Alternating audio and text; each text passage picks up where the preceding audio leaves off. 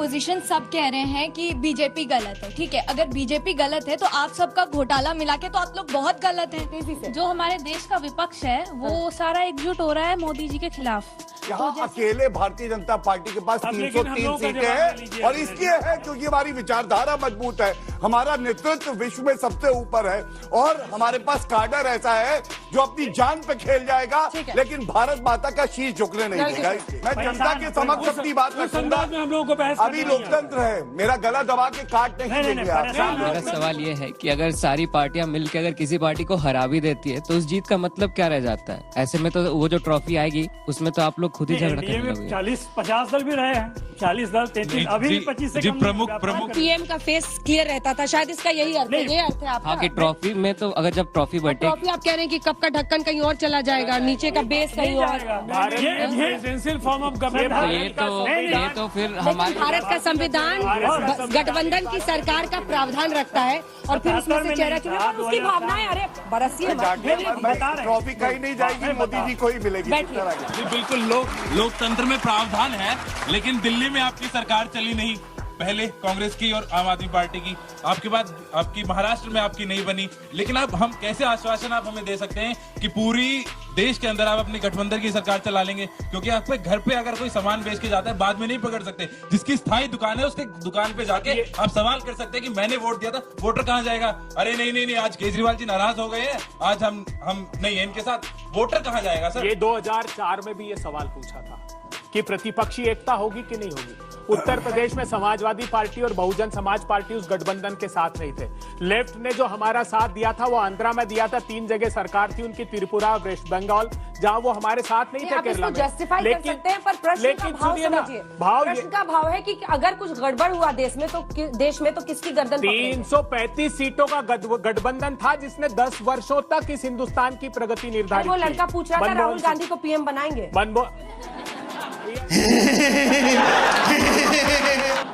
ये प्रश्न उसने अच्छा किया। नहीं है कहने की, वो अंदर से जानते हैं। देखिए चेहरा, देश का चेहरा होंगे वो बेरोजगार युवा जिनको मोदी जी ने रोजगार छीन लिए, वो किसान जिनकी आमदनी 27 रुपए कर दी और धन्ना सेठ को 1600 करोड़ रुपए रोज कमाने का अवसर दे रहे हैं, जो गृहिणियां जिनको महंगाई की आग में झोंक दिया। सामूहिक निर्णय होगा, आप निश्चिंत रहिए, अच्छा नेतृत्व मिलेगा। आप अपोजिशन सब कह रहे हैं कि बीजेपी गलत है, ठीक है। अगर बीजेपी गलत है तो आप सबका घोटाला मिला के तो आप लोग बहुत गलत हैं।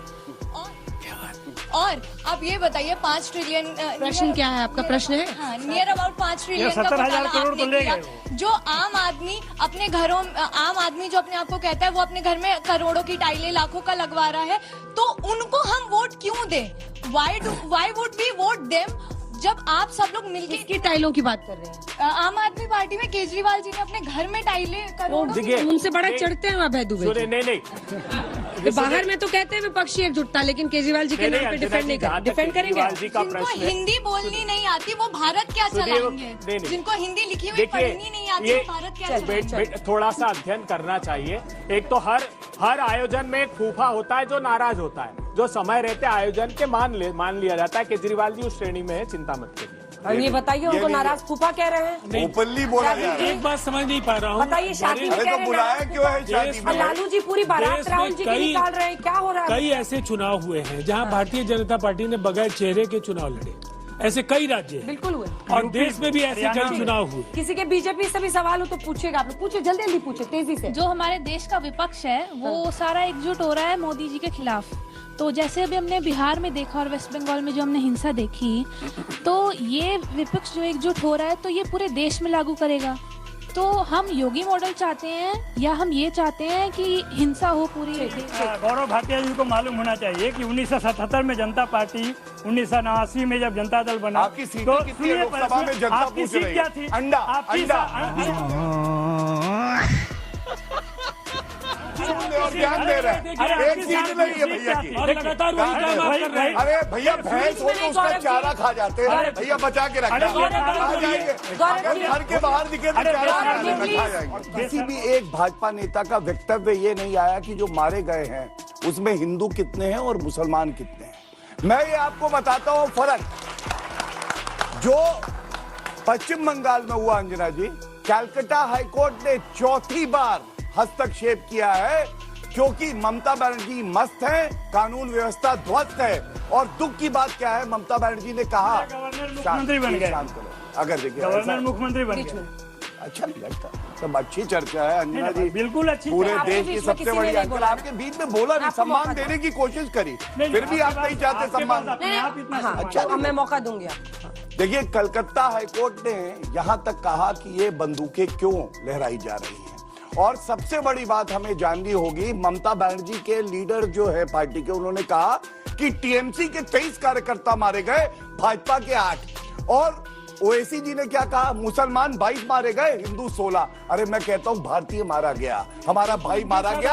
और कानून व्यवस्था जो है संविधान में, कानून व्यवस्था, law and order is a state subject. Owaisi ji तो आपका काम कर रहे हैं, मत बोलिए आपके साथ आप बोल लीजिए, भड़ास होगी। चलिए, ये राजनीति के धृतराष्ट्र हैं, आंखें बंद कर दी। पश्चिम बंगाल का वायलेंस अच्छा है, यहाँ पे कोई कुछ नहीं बोलेगा, लोकतंत्र जिंदा है, इसीलिए बोलो, बीच में मत बोलिए। राष्ट्र मंडल है आपका, एक व्यक्ति ने। मेरा प्रश्न दरअसल जो है ना उसको मैं रिफ्रेम करना चाहती हूँ। वॉशिंग पाउडर लालू के बारे में बताऊंगा। हाँ भाई, वॉशिंग पाउडर लालू एक सेकंड।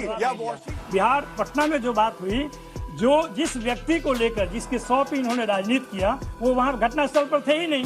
इनके एमपी, मैं नाम लेकर बोल रहा हूँ, सिग्रीवाल जी जो वहां पे बैरिकेड थी उसको तोड़ते हुए पकड़े। कहिए तो हम अभी आपको वीडियो दिखा रहे हैं। लाठियां चलेंगी? नहीं, लाठियां